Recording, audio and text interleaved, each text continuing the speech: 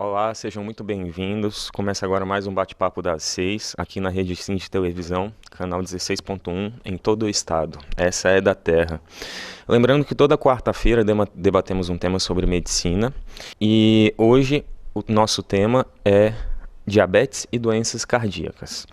Para esse tema nós temos 3 ilustres convidados. Aqui ao meu lado, o Dr. Lorenzo Sanson Lani, médico especialista em medicina integrada em nutrologia. Muito obrigado, Dr. Lorenzo, pela presença. Dr. Alberto Nogueira, cardiologista. Muito obrigado, Dr. Alberto. Obrigado, Patrick. E Dr. Everaldo Campos, cardiologista também. Muito obrigado pela presença, Dr. Everaldo. E se você quiser participar do bate-papo, é só entrar em contato pelo número 99622-4547.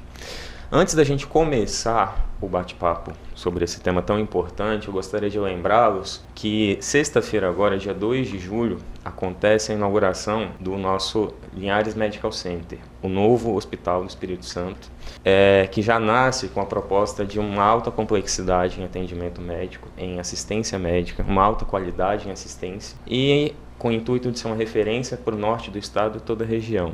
Eu vou pedir para a produção passar algumas... Daqui a pouquinho a gente vai passar algumas fotos mostrando para vocês o Linhares Medical Center. Começando o nosso papo, nossa primeira pergunta, eu gostaria de começar perguntando para o Dr. Lorenzo. Já que nós vamos falar sobre diabetes e doenças cardíacas, nada mais justo que a gente começar falando sobre o que é propriamente o diabetes. Dr. Lorenzo, você pode falar para nós o que é o diabetes? Como que a gente define melhor o diabetes? Sim, primeiramente, boa noite a todos, boa noite aos colegas também. O diabetes é uma doença crônica, que ela é caracterizada principalmente ou por uma produção diminuída do hormônio insulina ou por uma baixa sensibilidade das células à ação desse hormônio.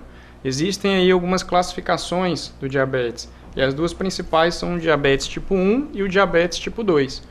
No diabetes tipo 1, por exemplo, acontece essa produção insuficiente, geralmente causada por uma doença autoimune, em que as células do pâncreas, o nosso próprio sistema imunológico, as células de defesa do corpo, acabam atacando aí as células pancreáticas que são responsáveis por essa produção da insulina. E isso acaba levando a pessoa a ter que fazer um tratamento utilizando a insulina. E o diabetes tipo 2 já é mais quando acontece essa resistência à insulina. A insulina tem pouca ação nas células. E o que é a insulina? A insulina é o hormônio que é responsável por abrir como se fosse abrir a porta das células para que a glicose entre e seja aproveitada ou como para a fonte de energia, para que a célula gere energia com ela, ou que seja armazenada na forma ali de gordura, por exemplo. Muito bom, Dr. Lorenzo. Como você mesmo falou, existem 2 tipos principais de diabetes que a gente costuma classificar, o diabetes tipo 1, que costuma acontecer mais, o diagnóstico é muito mais comum na população jovem, crianças e início da adolescência, e o diabetes tipo 2, que é uma doença mais de adultos, de meia idade e idosos, que envolve vários fatores, tem uma característica multifatorial. Mas sem entrar muito em detalhes nesse sentido, é importante falar que nos 2 casos a consequência do diabetes vai ser o aumento da glicose no sangue e, por sua vez, esse aumento da glicose no sangue tem todas as suas consequências, todos os seus efeitos, dos quais a parte de doenças cardiovasculares vai ser que nós vamos tratar mais nesse programa.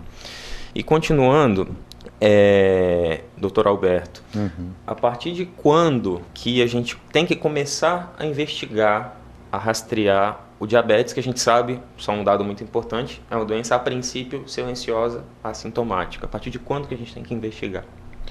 Os pacientes geralmente que têm alto risco, né, a cardiovascular, esses são os pacientes que a gente precisa fazer uma avaliação adequada, pedindo exames de glicemia, né, seja em jejum, pós-prandial, ou então pós-destrozol, e hemoglobina glicada. Geralmente são os exames iniciais, né, que a gente pode usar para poder avaliar.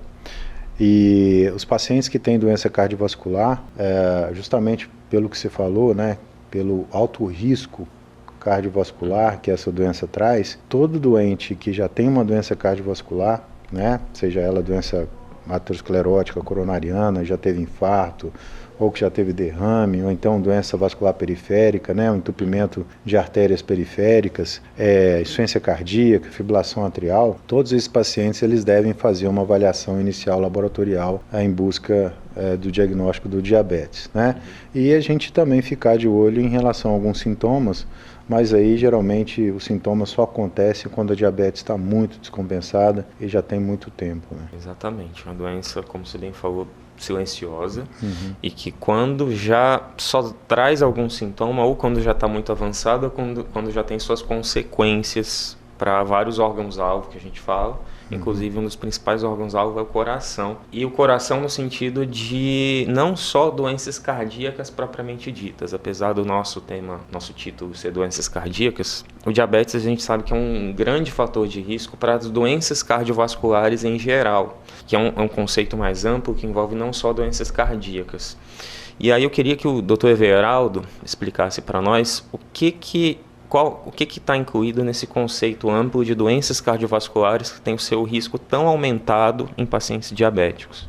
Então, o diabetes leva a inúmeras alterações no corpo. Isso devido às inúmeras alterações metabólicas e inflamatórias. Então, o paciente diabético, ele vai ter um corpo bem inflamado, e isso vai fazer o que nas artérias como um todo, seja no coração, seja no cérebro, seja no rim principalmente, vai levar a uma aterogênese mais acentuada, tá? Os pacientes que são diabéticos têm um colesterol, é provado, né? Tem vários estudos que mostram que tem a sua estrutura química e física muito diferente do colesterol de uma pessoa não diabética.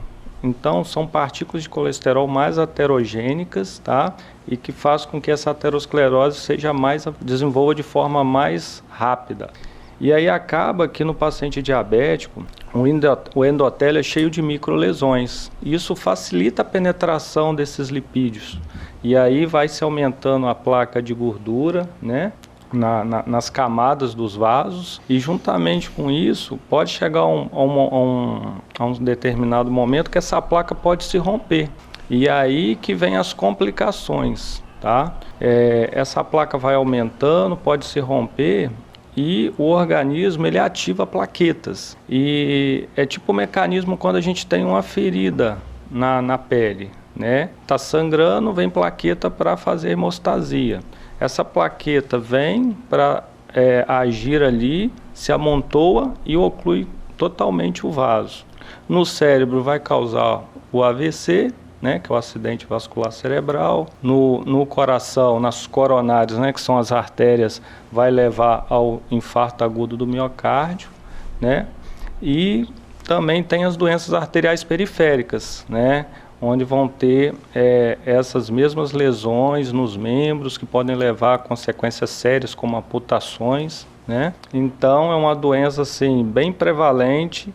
Essas doenças chegam a ser 5 vezes maior nos pacientes diabéticos que os pacientes que não têm diabetes. Você vê como é que é a importância da gente, vai falar mais para frente, né, a importância do controle dos fatores de risco para doenças que são muito importantes. Como você muito bem falou, é importante lembrar que essa incidência, essa frequência é muito maior nos pacientes diabéticos.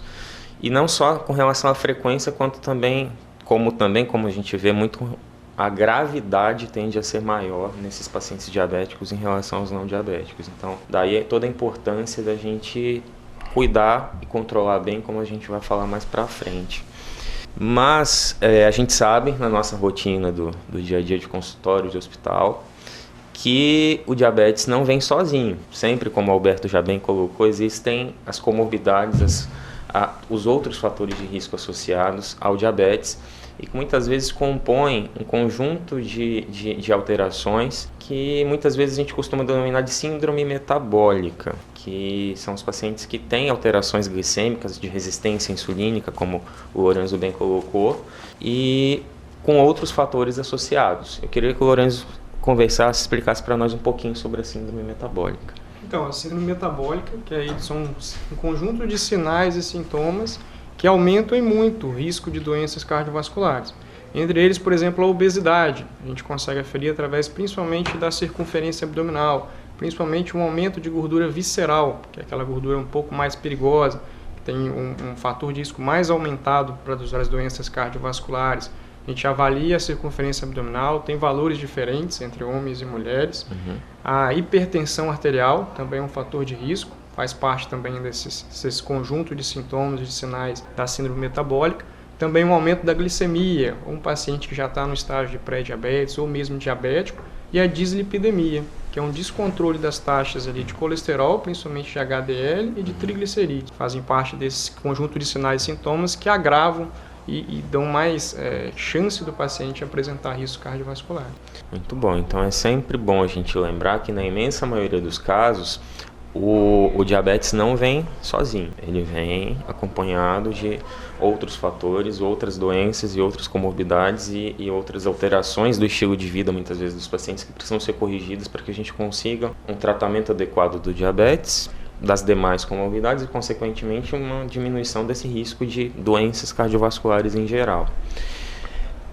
Dr. Alberto, o Dr. Everaldo já comentou inicialmente conosco, mas queria que você reforçasse, porque acho que esse é um tema muito importante.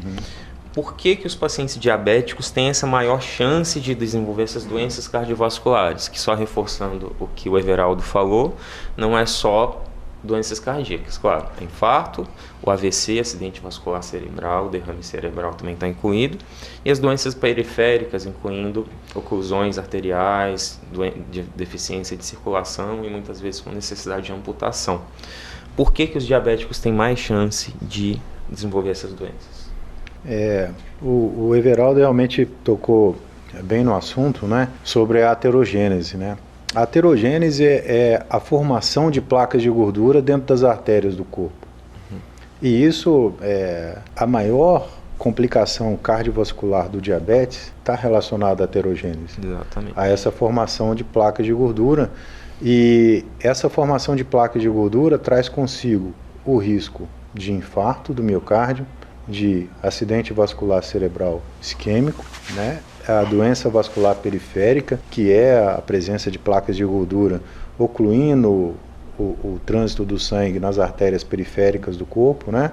Braço, perna e outros. E a gente tem ainda uma incidência maior, né, nos diabéticos de insuficiência cardíaca e de fibrilação atrial, que é um tipo de arritmia. Insuficiência cardíaca, alguns estudos mostram que tem uma relação muito grande com a doença aterosclerótica, né? Mas a gente sabe também que o diabetes ele altera o funcionamento do músculo cardíaco, né? A insuficiência cardíaca é uma diminuição da força de contração do músculo cardíaco, né? Levando a uma série de sinais e sintomas. E a fibrilação atrial também por causa, provavelmente, de vários fatores indiretos, né? O diabetes também leva a esse tipo de arritmia. Além disso, a diabetes ela leva, além de aumentar a formação de placas de gordura, ela também aumenta o sistema de coagulação do sangue, né? Provocando tromboses, né? Provocando a formação de plaquetas, né? Dentro das artérias, formando o que a gente chama de trombose. Então, realmente ela é um fator importante para a doença cardiovascular por causa dessas situações. Muito bom. E então, só reforçando, o diabetes, acho que a gente falou no início, mas é sempre importante lembrar, é uma doença crônica, não tem cura, porém tem controle. E esse controle, esse tratamento, envolve tratamento medicamentoso, com remédio, e envolve tratamentos não medicamentosos, a parte de dieta, atividade física, que a gente vai falar daqui a pouco. Antes de falar um pouco da parte não medicamentosa, eu queria começar a falar um pouquinho da parte do tratamento. Como já havia falado, é um tratamento para o resto da vida, para que haja esse controle. E uma vez o diabetes controlado, todas essas complicações que o Alberto e o Everaldo descreveram muito bem vão ter seu risco diminuído. Nunca vai ser um risco zerado, porém vai ser muito diminuído de todas essas complicações e possíveis consequências. Então, doutor Everaldo, queria te perguntar, queria que você falasse um pouquinho para nós, reforçasse essa questão da importância desse tratamento medicamentoso, da constância, da adesão e do controle adequado do diabetes. Sim. O pilar do tratamento né, eu considero ser o tratamento não medicamentoso, né, porque não adianta o paciente usar o medicamento mais caro e não procurar deixar a vida sedentária, ou seja, não praticar exercício físico, não perder peso, não controlar a pressão arterial, não controlar os níveis de colesterol. Então, o primeiro pilar é esse. O tratamento medicamentoso, né, o paciente não conseguindo um controle adequado, né, primeiramente, a gente lança a mão, né, dos antidiabéticos orais, tá? Antigamente a gente tinha poucas opções, mas hoje já temos uma gama de antidiabéticos orais que, além de controlar bem a glicemia, né, ajuda na questão cardiovascular, né, tem benefícios cardiovasculares, principalmente pacientes que precisam de uma prevenção secundária, pacientes que já têm insuficiência cardíaca, que pode ser até sido desenvolvida pelo diabetes, respondem bem, a gente consegue até internar menos esses pacientes com insuficiência cardíaca usando algum grupo de antidiabéticos orais, tá? E temos também, quando o paciente não consegue um controle adequado com os antidiabéticos orais, a gente lança a mão de insulinas, tá? E esse tratamento tem que ser bem aceito pelo paciente, tem que ter uma boa, como é o nome mesmo, o paciente tem que ser bem orientado para que esse tratamento seja aceito e realizado da melhor maneira possível, porque é esse tratamento bem realizado que vai diminuir desfechos cardiovasculares, ou seja, o paciente vai diminuir a chance de ter infarto, de ter AVC, de ter essas doenças periféricas que vão levar o paciente a ter uma qualidade de vida ruim, certo? Muito bom. E puxando para esse lado que você bem colocou de tratamento não farmacológico, não medicamentoso, a gente sabe que um dos pilares, como você falou, é a questão alimentar, de alimentação adequada, de ajustes alimentares, de cuidados com a alimentação. E aí eu queria que o Dr. Lorenzo, do ponto de vista da nutrologia, quais são as orientações, o que você costuma orientar para esses pacientes nesse sentido de ajuda, de contribuição para o controle do diabetes? Então, primeiro de tudo, é evitar o máximo possível dos alimentos que viram açúcar muito rápido. A gente fala que são os alimentos que têm um alto índice glicêmico. Tem vários tipos de alimentos que, apesar de não ser açúcar, propriamente dito, depois que é feita a digestão, o corpo transforma aí como se fosse um caminhão de açúcar. Costuma até brincar com os pacientes. Fala assim, não importa o que coloca na boca, o pâncreas, que é o que produz a insulina, ele não tem língua. A gente até brinca assim, fala assim, que o que vai importar para ele é a quantidade de açúcar que está chegando para ele e na velocidade que está chegando. E isso ele vai responder liberando uma quantidade aumentada de insulina e gerando aí uma resistência maior à insulina. Quais são esses alimentos que têm um alto índice glicêmico, que viram açúcar mais rápido? Principalmente aí os carboidratos simples, além dos farináceos, as massas em geral, igual pão, bolo, biscoito, macarrão, o próprio arroz branco acaba entrando também nisso. Até alguns tubérculos, algumas raízes, dependendo principalmente do grau do diabetes, eles precisam ser muito, muito evitados, igual a batata, por exemplo, a beterraba, cenoura também algumas vezes, a tapioca, que muita gente está acostumada a ser fit e tudo, mas tem um alto índice glicêmico, então acaba também virando açúcar muito rápido, contribui tanto na questão do peso, da questão da gordura, do aumento de peso, então não é fit a tapioca, como muita gente pensa, e também é um vilão no diabetes. Além disso, a polenta, por exemplo, cuscuz, derivados do milho e até mesmo a pipoca. Então a gente fala de muito disso, de diminuir o máximo possível desses alimentos que tem um índice de glicose muito alto, um índice glicêmico muito alto, que vão acabar virando açúcar e vão acabar ocasionando ainda mais essa resistência à insulina. E além disso, aqueles outros alimentos que têm um potencial inflamatório muito grande, que são os industrializados em geral. A gente sabe que esses alimentos são muito ricos em aditivos químicos, em corantes, em conservantes, que acabam sendo danosos à saúde, principalmente os temperos prontos, os embutidos, os enlatados em geral, a própria margarina, alguns tipos de gordura. Então a gente faz um ajuste muito fino em relação à alimentação do diabético. Uma coisa que eu costumo falar muito, assim, eu falo que eu imagino como se cada pessoa fosse uma árvore. E tudo que está entrando lá na raiz da árvore vai responder com o crescimento do galho. Então essa árvore ela pode crescer bonita, saudável, ou pode crescer uma árvore como se fosse defeituosa, uma árvore doente. E aí muitas vezes as pessoas se baseiam muito, se sentem um pouco seguras em relação à medicação. Estou tomando remédio, então não precisa mudar o estilo de vida. Mas é complementar. O estilo de vida é extremamente importante. Então, tudo que vai colocar lá na raiz da árvore vai determinar como vai ser a saúde da pessoa em si. Falo que é como se fosse um combustível. Pessoa que tem... Às vezes as pessoas têm tantas prioridades, a gente até brinca, cuida muito do carro, cuida muito da casa, das outras coisas, e acabam esquecendo de se cuidar. Exatamente. Então, por isso que é fundamental, assim, não só no paciente diabético, mas nas pessoas em geral, que as pessoas cada vez mais assumam a responsabilidade da sua saúde. Então passem a se observar mais, passem a dar prioridade para a saúde, observar como está sendo a rotina. Muitas vezes as pessoas acabam vivendo no automático, a correria, o estresse, acabam comendo quando dá tempo, comendo o que dá, não fazem programação para isso. Então é importantíssimo avaliar o estilo de vida, que ele pode ser muito responsável tanto para prevenir uma série de doenças que a gente comentou, para diminuir o risco cardiovascular, para diminuir o risco de diabetes, quanto também pode contribuir para aumentar essas comorbidades aí, essas doenças. Excelente. Muito bem, chegamos ao final do primeiro bloco do nosso bate-papo das 6 e daqui a pouco a gente volta.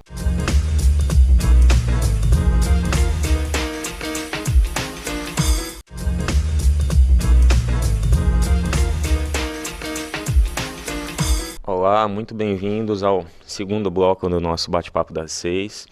Nós estamos hoje conversando sobre diabetes e doenças cardíacas.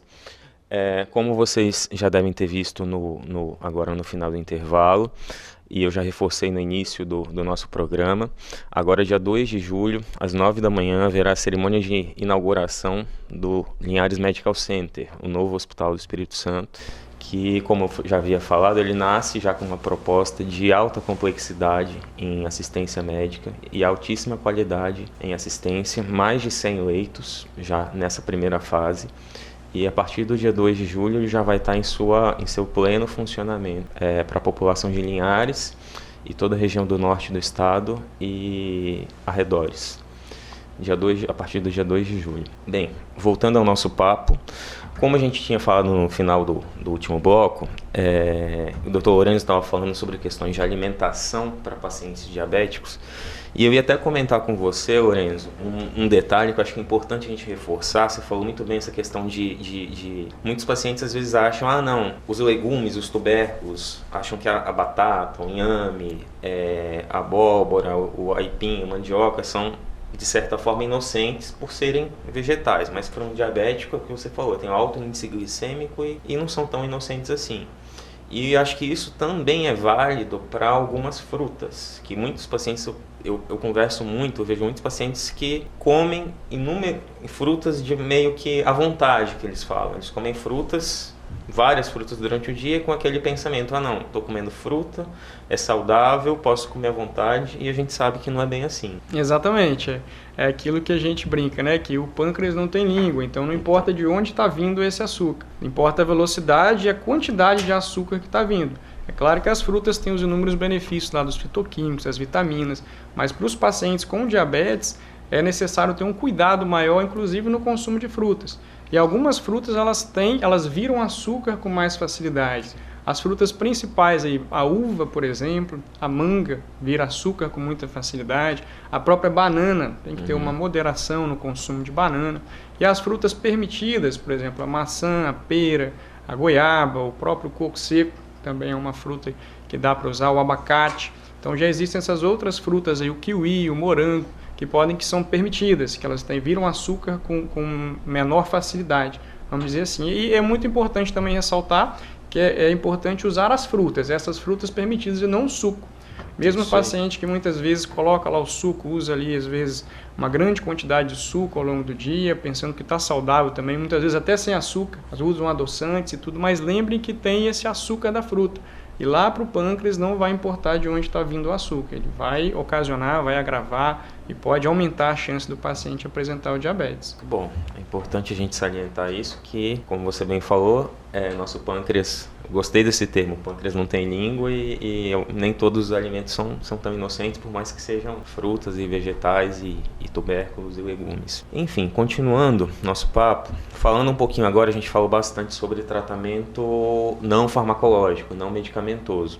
E a gente sabe que hoje em dia tem com o avanço da tecnologia, da produção de medicamentos, do desenvolvimento de vários medicamentos, a gente sabe que existe uma íntima relação, como a gente bem falou, entre endocrinologia e cardiologia, especialmente no sentido do tratamento do diabetes. Porque hoje em dia o nosso paciente que tem problema cardíaco, a gente sabe que nem todo medicamento para antidiabético vai fazer o mesmo efeito para o nosso paciente que tem problema no coração. A gente sabe que já existem algumas medicações que trazem mais benefícios para o paciente que tem problemas cardíacos do que outras medicações. Então, a gente tem que, sempre que a gente está avaliando e está tratando um paciente que tem problemas cardíacos e diabetes associado, qual é o melhor remédio para ele, de acordo com a doença cardíaca que ele tem. E aí eu queria que o Dr. Everaldo falasse um pouquinho sobre isso, sobre as novas medicações antidiabéticas que já se sabe que existe um benefício para o coração, para essas medicações. Uhum.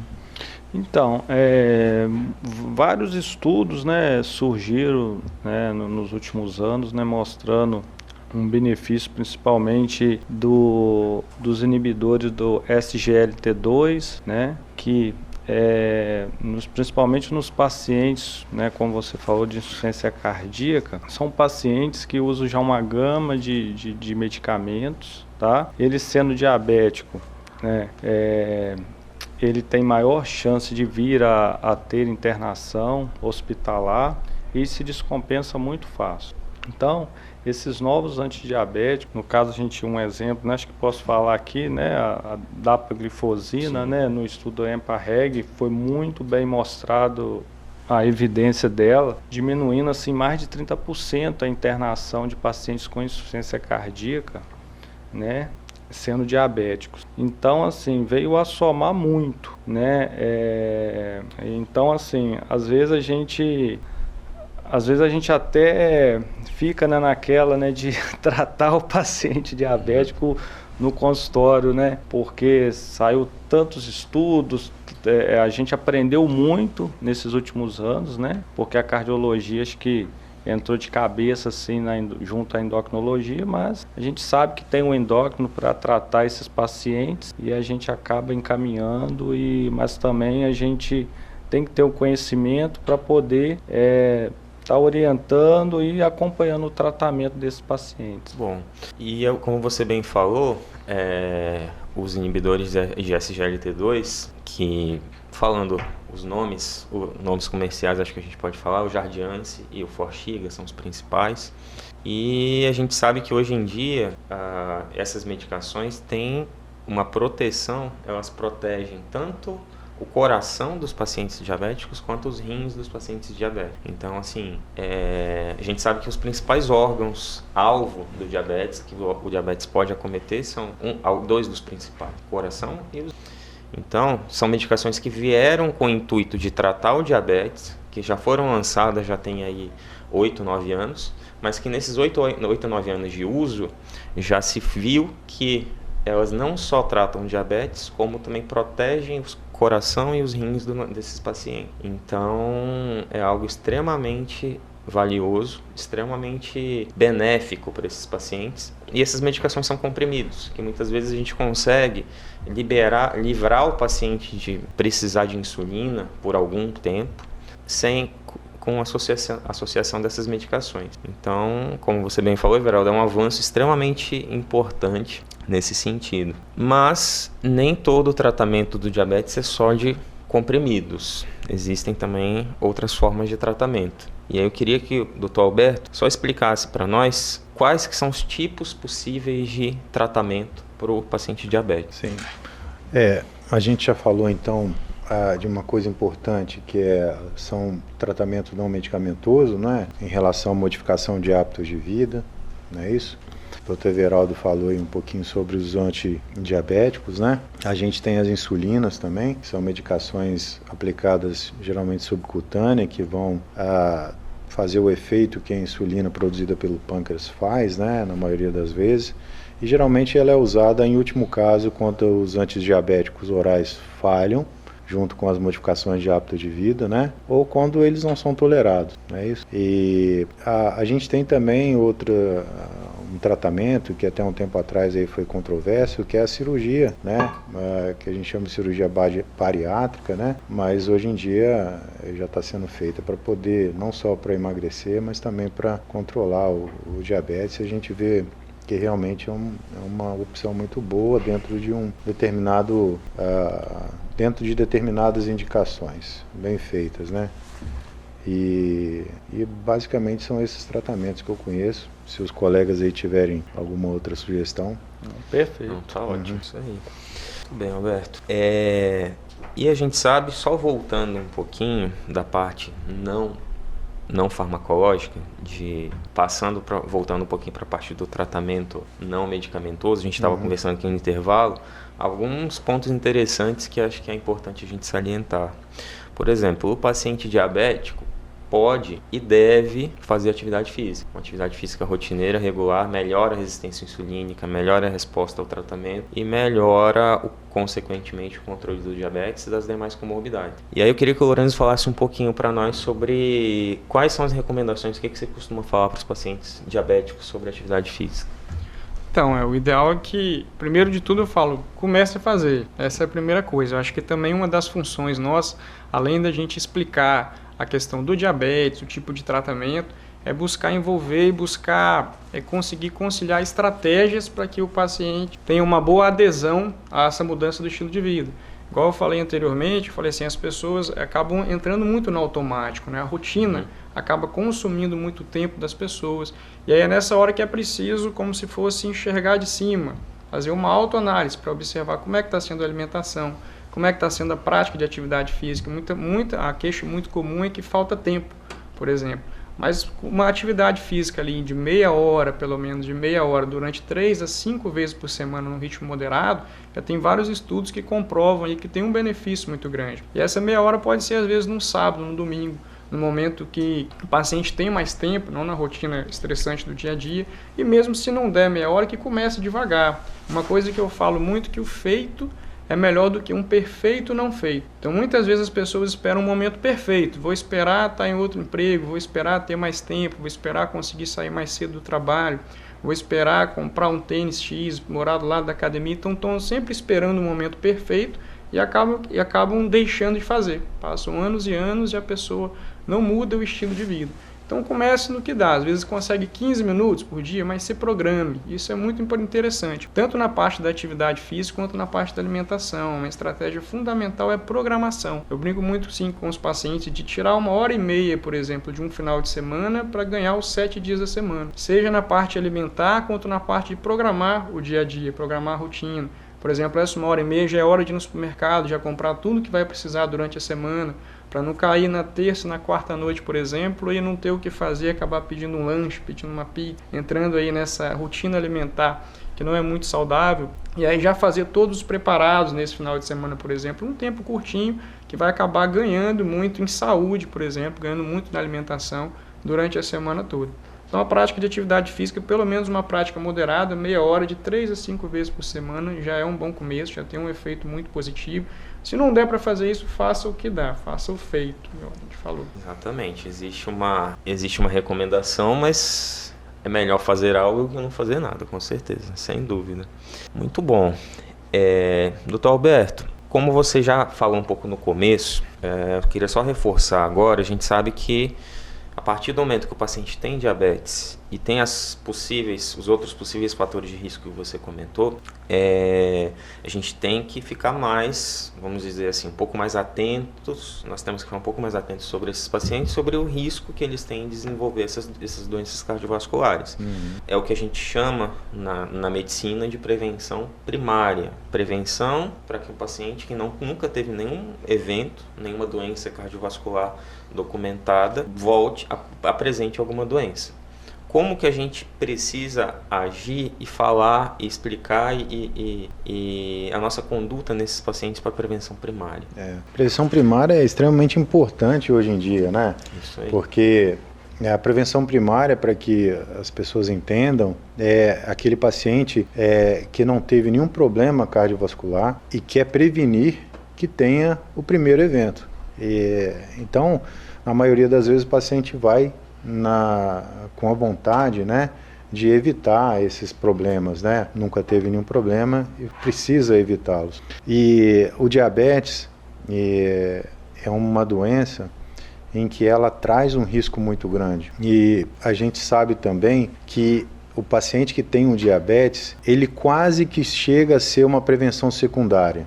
O que é prevenção secundária? É quando o paciente já teve um infarto ou um derrame, ou que já teve já fez uma angioplastia, né, já teve algum problema cardiovascular. E aí ele tem então que fazer uma prevenção para que tenha o segundo, né, ou se já teve o segundo, que tenha o terceiro, assim por diante. Então, a prevenção secundária vai ajudar os pacientes, né, a prevenir novos eventos, tá certo? E a cada novo evento a gente sabe que a mortalidade aumenta, né? E o diabetes, ele é tão importante em relação como fator de risco, que ele quase chega a ser uma prevenção secundária, tá certo? Então a gente precisa orientar o paciente de que o fato dele ter diabetes, ele aumenta em muito, né? O Veraldo falou isso no início, né? Ele aumenta em muito o risco cardiovascular. E se a gente coloca junto com diabetes, hipertensão arterial, dislipidemia, né? Ou seja, colesterol alto, aumento do triglicerídeos, se a gente coloca junto a obesidade, coloca o sedentarismo, a apneia do sono, isso tudo vai juntando, né? Vai formando uma bola grande e em pouco tempo isso estoura e a doença cardiovascular aparece, o evento aparece. O diabetes, ele aumenta muito a chance de doença cardiovascular por causa daqueles fatores iniciais que a gente já falou, né? E o paciente com diabetes, ele tem que ser muito bem orientado, né, a resolver essas questões de forma bem rigorosa. A gente tem que ter uma conversa muito importante para que ele entenda isso, né? E como o doutor Lourenço falou, ele precisa agir, ele precisa começar, né? Precisa se cuidar. Muito bom, excelente. Chegamos ao final do nosso segundo bloco, do nosso bate-papo das 6, e daqui a pouco a gente volta.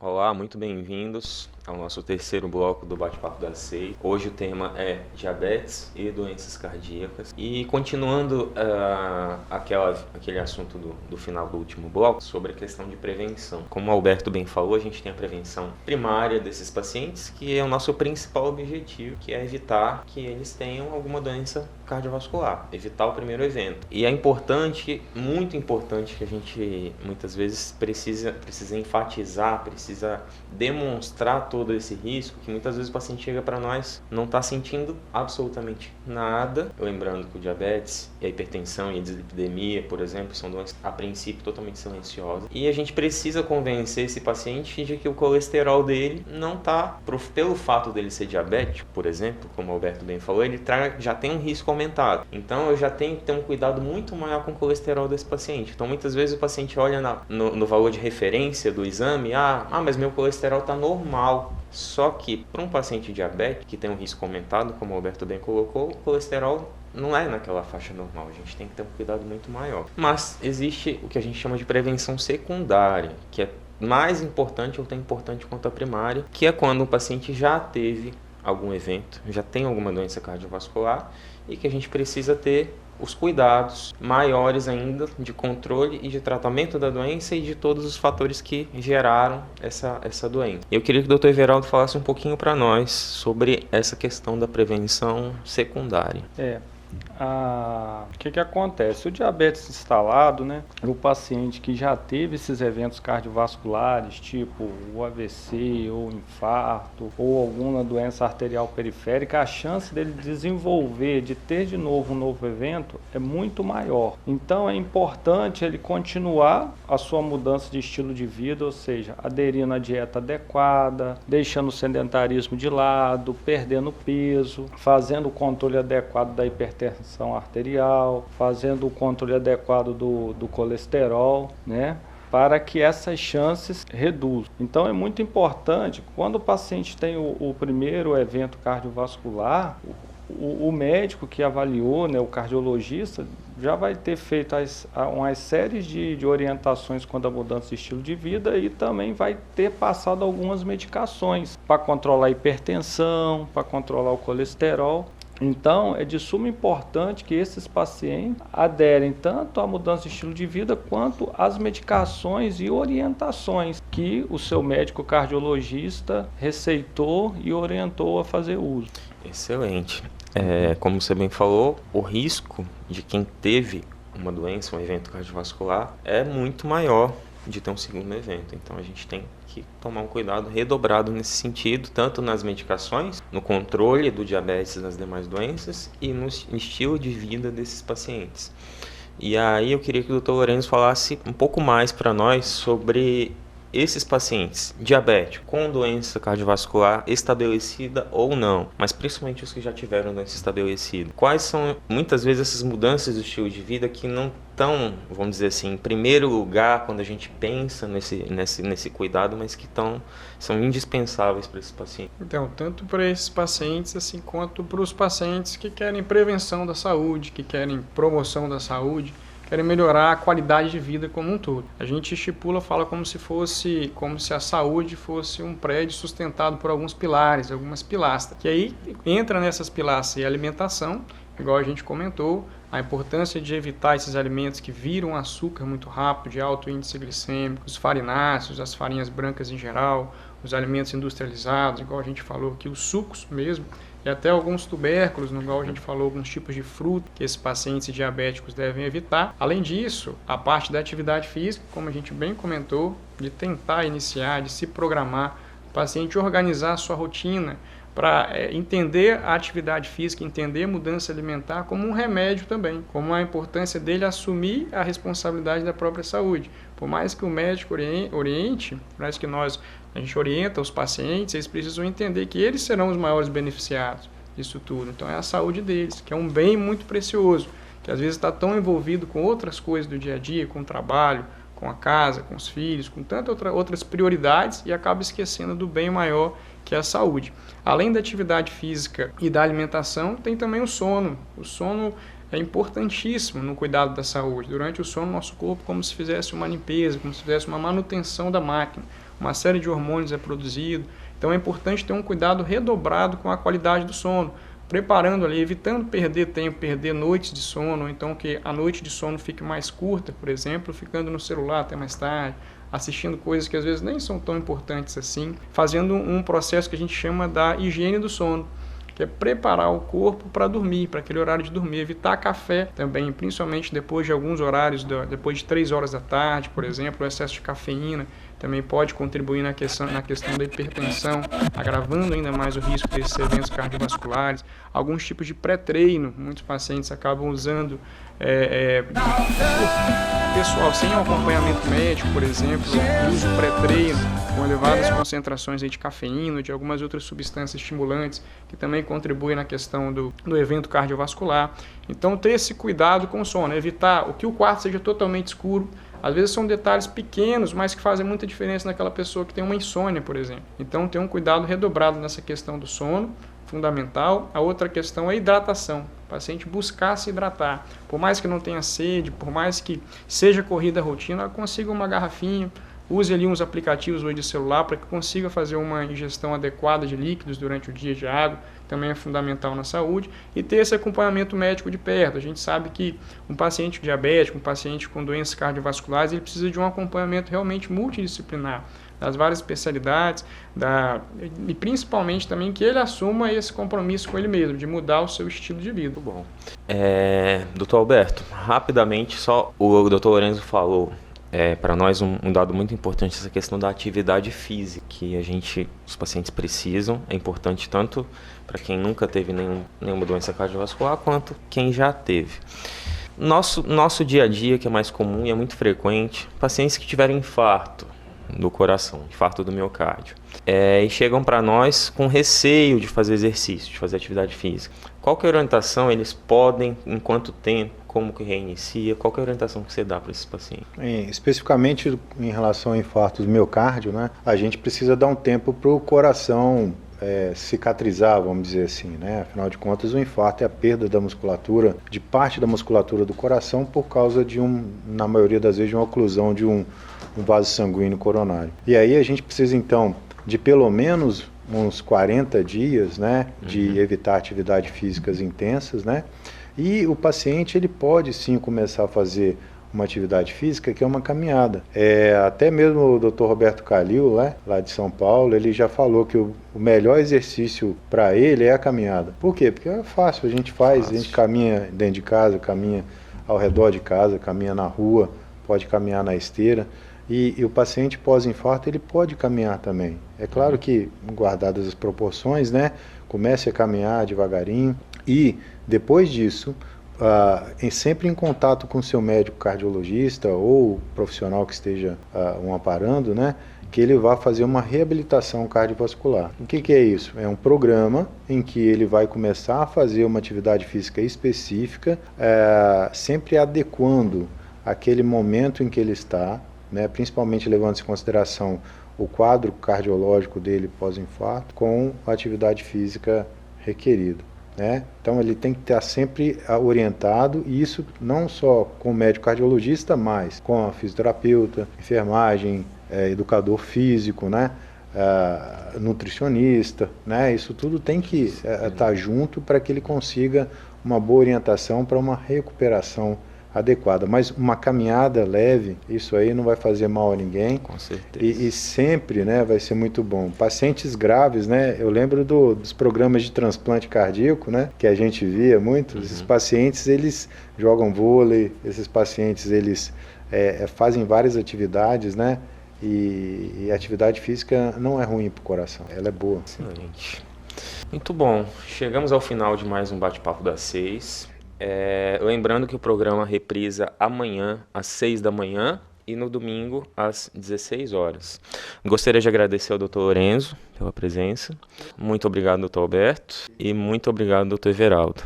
Uma boa noite a todos. Rede Sim, essa é da Terra.